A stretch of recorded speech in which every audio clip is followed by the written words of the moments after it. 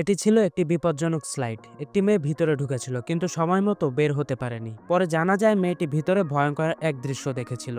সেটা আসলে কেমন দেখায় তা জানার জন্য মেয়েটি উপরে উঠে একটি লাইটার ও একটি ওয়াকিটকি নিয়ে যায়, কিন্তু দেখা শুরু করতেই ভয়াবহ দাঁত খুলে যায়। আতঙ্কিত হয়ে সে সঙ্গে সঙ্গে ওয়াকিটকির মাধ্যমে উপরে থাকা মানুষদের খবর দেয় এবং দড়ি টানতে বলে। সৌভাগ্যবশত তার বোনরা সফলভাবে মেয়েটিকে উদ্ধার করতে সক্ষম হয়। তখন সবাই বুঝতে পারে যে তারা আসলে এক ভয়ঙ্কর মানুষকে স্লাইডের মুখোমুখি হয়েছে। স্লাইডে ঢোকা সব শিশুই নিখোঁজ হয়ে গিয়েছিল। শান্তি বজায় রাখতে বোনেরা একত্রিত হয়ে বোমা ব্যবহার করে দাঁতগুলো ধ্বংস করার সিদ্ধান্ত নেয়। এরপর উপরে গিয়ে স্লাইডটি পরীক্ষা করবে যাতে আর কোনো বিপদ আছে কিনা তা নিশ্চিত করা যায়। এই সময় বোনেরা নিচে উদ্বিগ্ন হয়ে অপেক্ষা করছিল। মেয়েটি নিরাপদে বেরিয়ে এলো।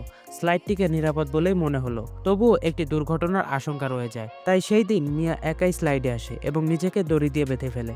সে ক্যামেরার মাধ্যমে দেখতে চেয়েছিল যে স্লাইডে আর কোনো সমস্যা আছে কিনা, কিন্তু সে যখন সেই জায়গায় পৌঁছায় হঠাৎ করে দড়িটি কেউ একজন কেটে দেয় আর পরের মুহূর্তে মিয়া ভিতরে পড়ে যায়। তো এরপর কি হলো জানতে হলে ভিডিওতে লাইক করে চ্যানেলটি সাবস্ক্রাইব করুন।